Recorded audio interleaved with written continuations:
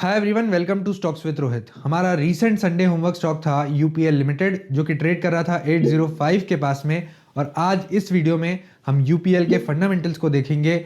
हम देखेंगे कि यूपीएल के चार्ट्स कैसे दिख रहे हैं। ये देखेंगे कि कंपनी में कॉर्पोरेट रीअलाइनमेंट की वजह से कुछ पिछले 2-3 सालों में क्या गड़बड़ी रही, जिससे इसके प्रॉफिट्स थोड़े से टंबल हो गए, लेकिन फिर भी कंपनी अपने ऑल टाइम हाई के पास क्यों ट्रेड कर रही है। ये सारी चीजें आज डिस्कस करेंगे।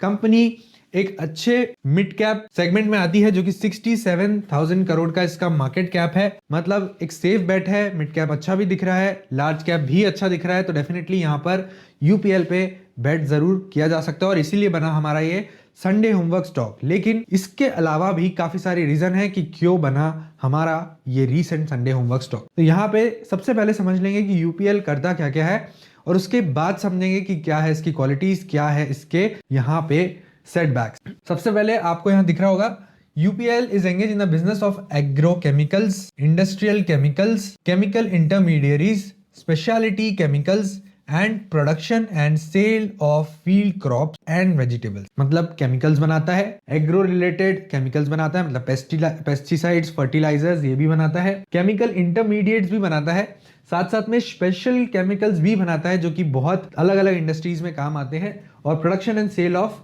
Crops and vegetable seed. अब इसके कुछ हाइलाइट्स पॉइंट देखेंगे। अगर आपको यहाँ दिख रहा होगा तो यहाँ पे लिखा हुआ है यूपीएल लीडिंग प्रोवाइडर है एग्रीकल्चर सॉल्यूशन एंड सर्विसेज का, विद 14,000 प्रोडक्ट रजिस्ट्रेशन। ये देखिए 14,000 प्रोडक्ट रजिस्ट्रेशन। अभी ये एक्चुअली ये 1.5 साल पहले का डेटा है, तो ये ऑलमोस्ट पहुंच जाएगा, बहुत 15 to 16,000 प्रोडक्ट रजिस्ट्रेशन तक के पहुंच जाएगा, और ये 140 से भी ज्यादा कंट्रीज में अपने प्रोडक्ट्स को बेचता है। Access to 90% of the world's food baskets. The product include crop protection chemicals like insecticide, fungicides, herbicides, also seeds, biosolution.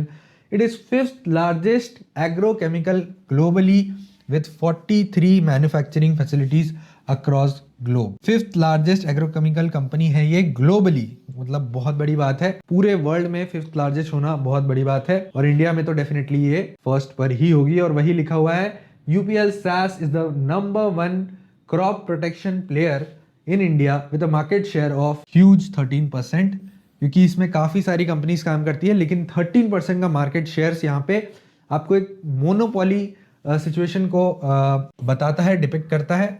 और through its agtech platform nurture, it is connected with 3 million registered farmers, 85,000 retailers and 25,000 dealers. सबसे important source of income है India का, जिसमें 70% of the population यहाँ पे काम करती है, वो है एग्रीकल्चर।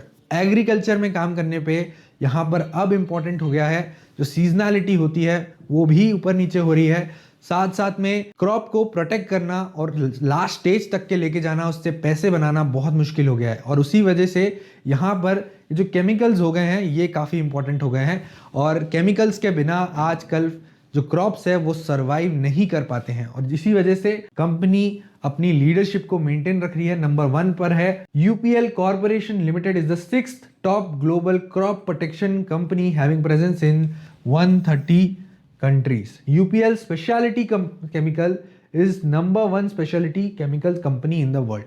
ये सारी इसकी सब्सिडरीज है, और इसके अलग अलग काम के लिए इन्होंने अलग अलग सब्सिडरी बना के रखी है। UPL SAS, UPL corporation limited, UPL chemical speciality chemicals limited, ये सारी इन्होंने सब्सिडरी बना के रखी है। अब आगे बढ़ने से पहले मैं यहाँ पर आपको इसके कुछ नंबर्स दिखाऊंगा, और फिर आगे यहाँ पर आपको बताऊंगा कि ये पर्टिकुलर इसके नंबर्स में जो टम्बलनेस दिख रही है आपको, वो क्यों दिख रही है, और सब कुछ हम डिस्कस करेंगे यहाँ पे विद रीजनिंग। 28 का स्टॉक पी है, 28 का इंडस्ट्री पी है, मतलब यहाँ पर कोई इश्यू नहीं है। 7.66 का ROC, 3.29 का ROE, यहाँ पर दोनों हमारे क्राइटेरिया मीट नहीं कर रहे हैं। क्यों मीट नहीं कर रहे हैं वो भी रीजनिंग बताऊंगा, क्योंकि यहाँ पर आपको पिछले 2 साल में प्रॉफिटेबिलिटी में हिट दिखा है, और कंपनी ने लॉस भी बुक किया है कुछ क्वार्टर्स में। प्रॉफिट ग्रोथ 217, क्योंकि अब कंपनी वापस से रिवाइव कर रही है, और कॉर्पोरेट रीअलाइनमेंट के बाद कंपनी के जो नंबर्स है अब स्टेबल होने आने चालू हो गए हैं, तो डेफिनेटली यहाँ पर आपको क्लियरली प्रॉफिट ग्रोथ 217% दिख रही है, बट ये भी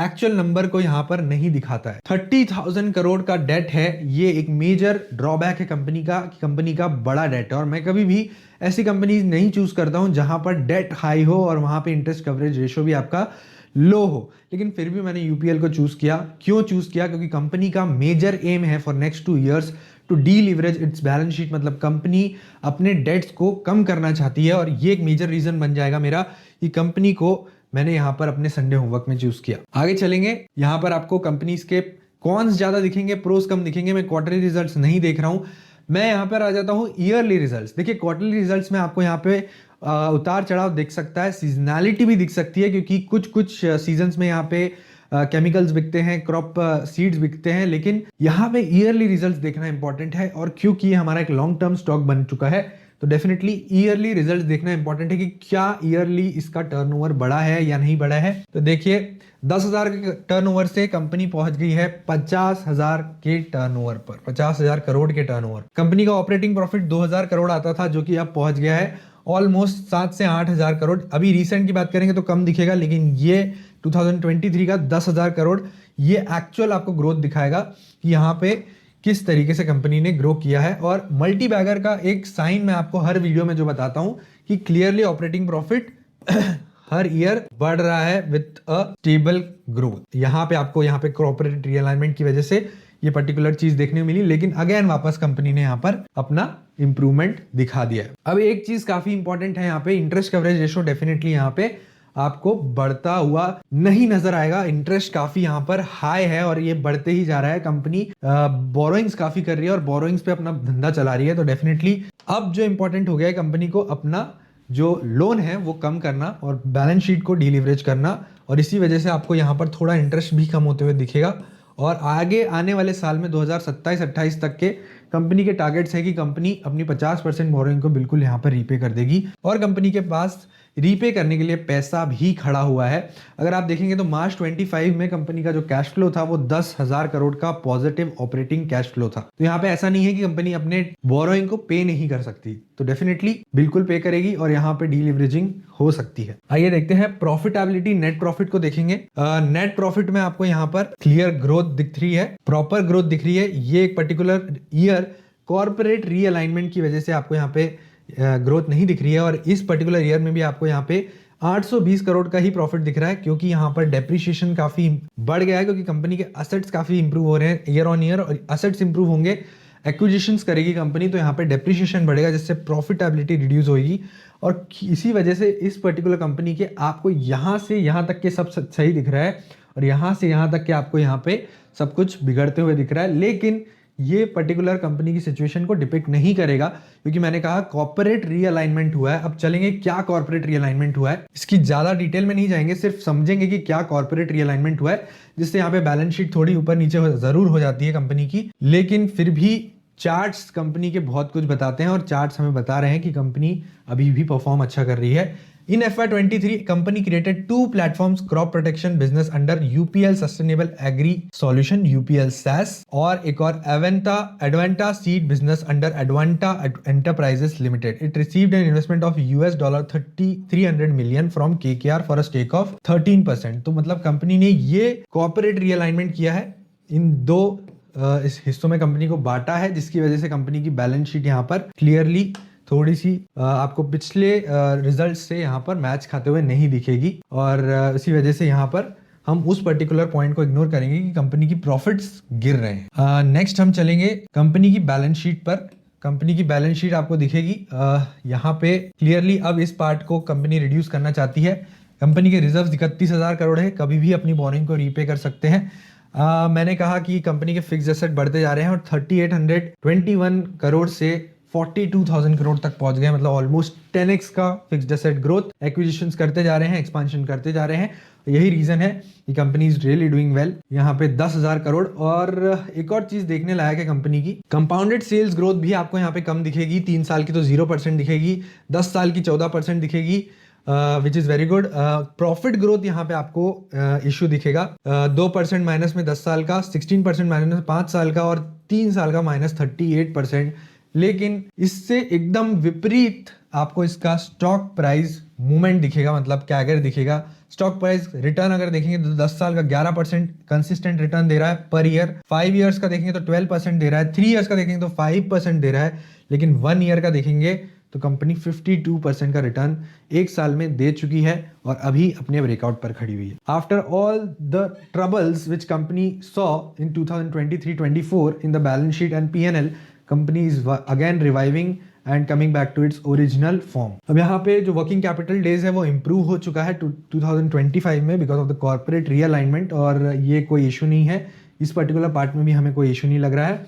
और प्रमोटर की होल्डिंग भी इंटैक्ट है 33% के आसपास, हमेशा से 2022 से।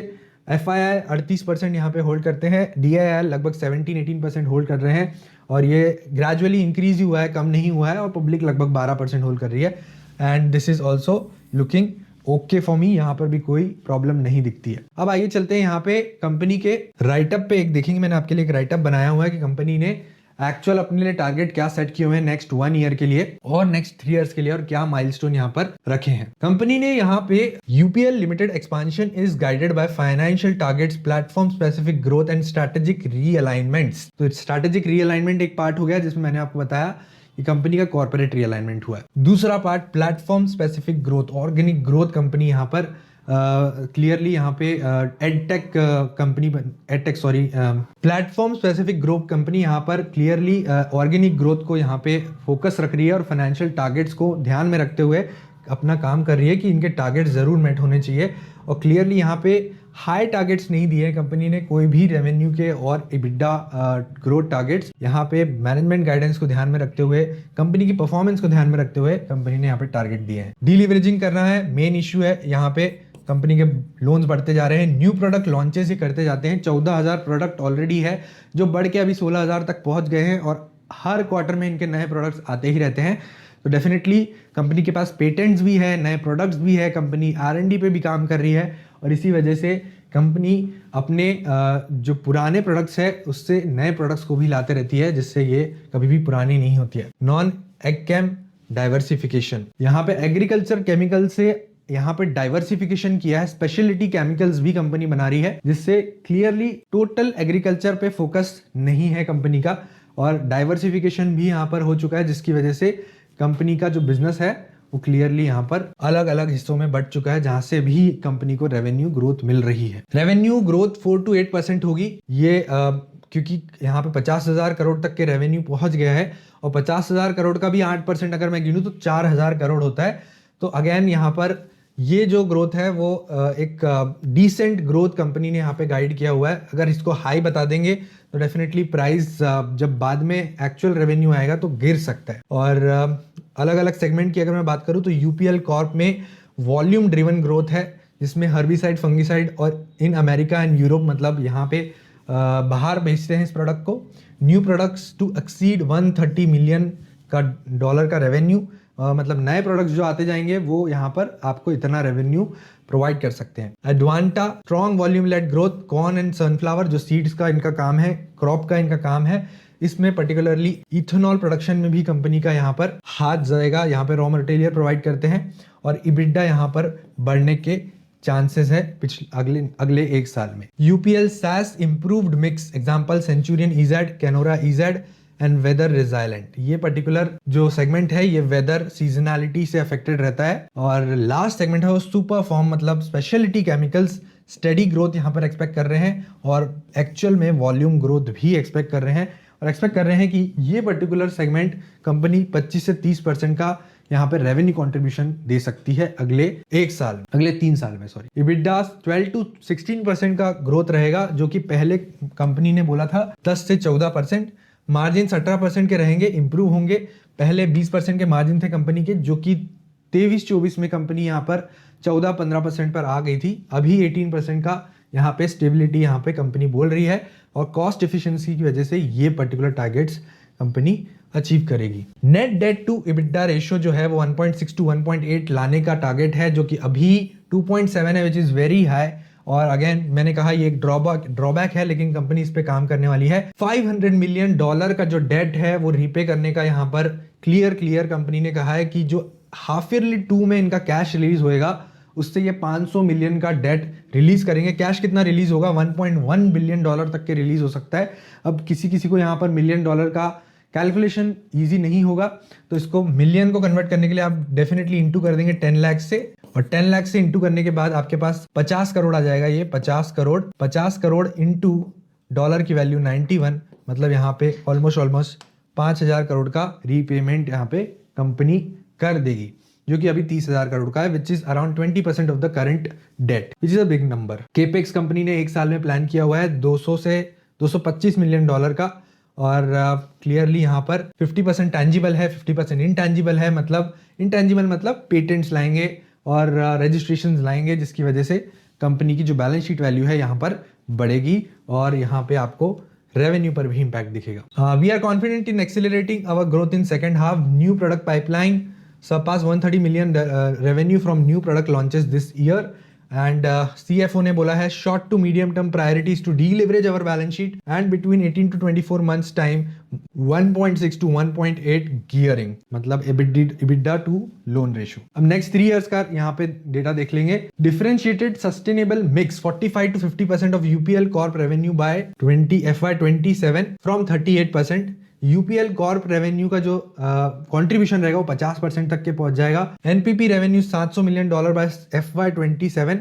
Natural plant protection, biological, bio control and bio stimulants, ये पर्टिकुलर जो केमिकल्स है, एग्रो केमिकल्स, सुपर फॉर्म मतलब स्पेशलिटी केमिकल जो है वो 35% यहाँ पे कंट्रीब्यूट करेंगे। मैंने आपको कहा from 25% via contract manufacturing in phosgenation, cyanation, phosphorus and sulphur. Innovation rate, अब कंपनी नए प्रोडक्ट्स लाती है, इनोवेट करती है, ये कंपनी का इनोवेशन रेट था, ये एक ध्यान देने वाला पार्ट है। इनोवेशन रेट 17% था FY26 में, जो अभी बढ़ गया है और बढ़ के ये पहुंच जाने की संभावना है लगभग मिड 20s में, और FY30 तक के कंपनी ने कहा है कि ये 27 से 28% भी जा सकता है। और ये पर्टिकुलर पार्ट अगर इंप्रूव होगा तो कंपनी नई ऊंचाइयों को छू सकता है। अगर कंपनी अपने करंट बिजनेस को करते करते यहाँ पे रेवेन्यू बढ़ा रहा है तो वो एक डिसेंट ऑर्गेनिक ग्रोथ है, लेकिन कंपनी इनोवेशन कर रहा है, नए प्रोडक्ट्स ला रहा है और मार्केट में पेनिट्रेशन ला रहा है, तो उससे कंपनी को यहाँ पर बहुत फायदा होगा, और ये एक पॉइंट है नोट डाउन करने का। In next 24 to 36 month around 30 to 35% of overall business share should भी सुपर स्पेशलिटी केमिकल्स। अब यहाँ पे बात करेंगे कुछ न्यू इनिशिएटिव्स की। यहाँ पे जो आपको क्लियर की प्रोजेक्ट्स एक्सपांशन है वो यहाँ पर मिल जाएगा, हम क्लियरली इस पर ही डिस्कस करेंगे और फिर इस पर्टिकुलर वीडियो को चार्ट देखकर एंड करेंगे। कंपनी ने कुछ की प्रोजेक्ट्स और एक्सपांशन अभी जो कर रही है यूपीएल कॉर्प में, न्यू प्रोडक्ट पाइपलाइन, 20+ प्रोडक्ट्स को लॉन्च करने वाले हैं, 26+ मॉलिक्यूल्स यहाँ पे लॉन्च करने वाले हैं और 80% डिफरेंशिएटेड एंड सस्टेनेबल। एडवांटा में जो इनके इनोवेशंस और की प्रोजेक्ट्स हैं वो है जर्म प्लाज्म एंड टेक, इथोमैक्स high starch corn for ethanol corn flour. मैंने आपको बताया इथेनॉल प्रोडक्शन में भी इनका रॉ मटेरियल जा रहा है, और corn sunflower expansion, India, Argentina and Indonesia पे इनके सीड्स जाते हैं। यूरोप में R&D शिफ्ट कर रहे हैं सनफ्लावर एंड टेम्परेट कॉर्न, मतलब अलग अलग कंट्रीज में यहाँ पे कंपनीज का काम एक्सपांशन चालू है। यूपीएल सास में climate smart portfolio 2 billion new launches FY26 and clearly यहाँ पर राइस कार्बन प्रोग्राम का भी एक्सपांशन हुआ है। कॉन्ट्रैक्ट मैन्युफैक्चरिंग के थ्रू स्पेशलिटी केमिकल में यहाँ पे बढ़ते जा रही है और 2,000 करोड़ का यहाँ पे पोटेंशियल पोर्टफोलियो है, और ये पर्टिकुलरली 30 to 35% कंट्रीब्यूट कर सकता है। R&D फैसिलिटी की अगर बात करूं, मैन्युफैक्चरिंग फैसिलिटी की बात करूं तो 43 साइट्स अभी हैं कंपनी की, मैन्युफैक्चरिंग साइट्स, 3000+ पेटेंट्स है कंपनी के पास, रिन्यूएबल एनर्जी में काम कर रही है, और टोटल रिन्यूएबल एनर्जी यहाँ पर 50% हो जाएगा FY26 के एंड तक के। Max pro plus energy green cells for efficiency, इससे पर्टिकुलरली कंपनी कॉस्ट को एफिशिएंट करना चाह रही है और अपनी बैलेंस शीट को, P&L को सुधारना चाह रही है। यही कुछ माइलस्टोन सेट किए हुए हैं जो हमने डिस्कस कर चुके हैं, और clearly company is looking good and that's the reason company is trading near its all time high. And again last 2 साल के प्रॉफिटेबिलिटी टम्बलनेस होने की वजह से भी यहाँ पर कंपनी ने अपना चार्ट्स में अंडर परफॉर्म नहीं किया है, अपने प्राइस में अंडर परफॉर्म नहीं किया है। हम 805 पे बात कर रहे थे, कंपनी अब 810 के आसपास आ चुकी है। ये एक बार डिस्कस करेंगे। कंपनी के डेली चार्ट्स आपको दिख रहे होंगे। डेली चार्ट्स में मैंने 3 से 4 इंडिकेटर्स लगा के रखे हुए हैं। पहला है CPR, दूसरा है 10 मूविंग एवरेज, 20 मूविंग एवरेज, 50, 100 और 200 मूविंग एवरेज। ये पर्टिकुलर RSI लगा के रखा हुआ है, यहाँ वॉल्यूम लगा के रखा हुआ है, और एक लगाया हुआ है मैंने MACD, राइट। क्योंकि हमारा एक लॉन्ग टर्म पिक है तो ज्यादा इंडिकेटर्स हम नहीं देखेंगे, ये देखेंगे कि डेली चार्ट्स में कैसे परफॉर्म कर रहा है और मंथली चार्ट में कैसे परफॉर्म कर रहा है। तो क्लियर आपको एक चीज इंडिकेशन यहाँ पे दिखते आएगा, कंपनी अपने सपोर्ट्स को नहीं तोड़ रहा है। कंपनी नीचे जरूर आ रहा है, लेकिन सपोर्ट ले रहा है। यहां से स्टार्ट करेंगे। कंपनी ने यहाँ पे 50 मूविंग एवरेज का सपोर्ट लिया, यहाँ पे 100 मूविंग एवरेज सपोर्ट लिया, अगेन एक बार, दो बार, तीन बार यहाँ पे 50 मूविंग एवरेज का सपोर्ट लिया। अगेन यहाँ पर कंपनी कंसोलिडेटेड जोन में घूमते रही, अपने सपोर्ट्स को लेते रही। सपोर्ट जैसे ही टूटे यहाँ पर 200 मूविंग एवरेज का सपोर्ट लिया। यहाँ से एक इंडिकेशन आया, बाइंग इंडिकेशन आया, जहां से हमें मूविंग एवरेज डाइवर्जन मिला। मूविंग एवरेज डाइवर्जन मिलने के बाद प्राइस अप साइड जाने लगा, मतलब ऑलमोस्ट आपको यहाँ पर 700 रुपए के पास में ये एक बहुत अच्छा बाय था। फिर कंपनी धीरे धीरे जब ऊपर तरफ चले गई, सुपर ट्रेंड पॉजिटिव हो गया, तो कंपनी पास के अपने मूविंग एवरेजेस का सपोर्ट लेने लग गया। मतलब 10 मूविंग एवरेज का सपोर्ट, वापस 10 मूविंग एवरेज का सपोर्ट, 20 मूविंग एवरेज का सपोर्ट, जब मार्केट ज़्यादा गिरे तो 50 मूविंग एवरेज का सपोर्ट, और 50 मूविंग एवरेज के सपोर्ट को अभी तक के कंपनी ने नहीं तोड़ा है। तो अगेन ये अब अपने ऑल टाइम हाई के पास ट्रेड कर रहा है। अब हम जाएंगे इसके मंथली चार्ट्स में। ये देखेंगे मंथली चार्ट्स में क्लियर कंसोलिडेशन बना के, बेस बना के अब कंपनी अपने ऑल टाइम हाई को ब्रेक करने के लिए आ चुकी है। और यहाँ पे अगर देखेंगे तो कंपनी का ऑल टाइम यहाँ पर था 830 के पास में। कंपनी ने एक बार, दो बार, तीन बार, चार बार और अब 5 बार ये ट्राई कर रही है अपने ऑल टाइम हाई को ब्रेक करने के लिए। लेकिन यहाँ पर जब ब्रेक करने आ रही थी, प्रॉपर कंसोलिडेशन नहीं था, प्रॉपर बेस नहीं बना था। अब ये प्रॉपर बेस बना चुका है। प्रॉपर बेस बनाने के बाद ये ब्रेकआउट दे रहा है, तो definitely this can move up above 830। लेकिन करंट रेट पे भी अच्छा है क्योंकि अपने रीसेंट सपोर्ट को भी लेता है। डेफिनेटली मैंने इसे 805 पर ऐड किया है अपने पोर्टफोलियो में फॉर लॉन्ग टर्म। और अगर मुझे ये शॉर्ट टर्म में अच्छे प्रॉफिट्स दे देता है, मतलब 25 to 30% which I am expecting in short term, तो मैं बिल्कुल यहाँ पर कुछ प्रॉफिट जरूर बुक करूंगा। स्टॉप लॉस मैं यहाँ रखने वाला हूँ, यहाँ पे मैं बता देता हूँ आपको इसके डेली चार्ट्स पे। और क्योंकि ये अपने ऑल टाइम हाई को यहाँ पे 200 मूविंग एवरेज को नहीं तोड़ता है, मैं 200 मूविंग एवरेज को इसका स्टॉप लॉस रखूंगा। उसके नीचे का एक लेवल 680, तो 680 के स्टॉप लॉस से मैं इस पर्टिकुलर स्टॉक को बिल्कुल यहाँ पर होल्ड करूंगा। स्टॉप लॉस बड़ा नहीं आ रहा है, 12% का स्टॉप लॉस है, तो डेफिनेटली यहाँ पर ये particular trade is looking good for short term also and long term also. तो आपको ये वीडियो अगर पसंद आया हो, मेरी एनालिसिस पसंद आई हो और मेरा राइट अप पसंद आया हो, तो लाइक और सब्सक्राइब कर दीजिए मेरे चैनल को और देखते रहिए स्टॉक्स विद रोहित।